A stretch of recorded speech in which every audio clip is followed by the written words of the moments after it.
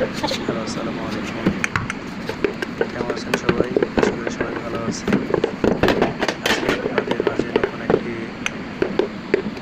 Item নিয়ে এসেছি দেখানোর জন্য।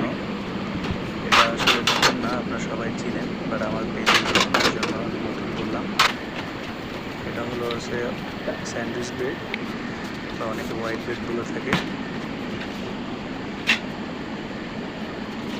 কীভাবে তৈরি করতে হয় আপনাদের আমি ভিডিওর মাধ্যমে বলে দিব।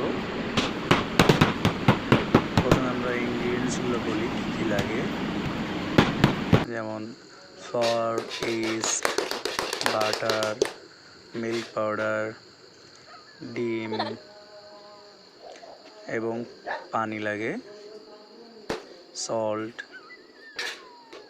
সুগার। ডিম এবং মিল্ক পাউডার এটা হচ্ছে অপশনাল।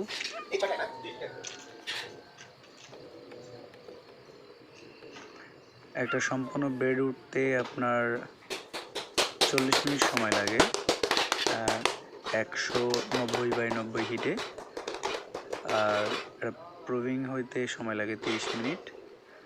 তো প্রথমে আমরা এখানে শেফরা যেটা করতেছি, আমাদের মোল্ড অনুযায়ী 1200 গ্রাম করে কেটে নিচ্ছি।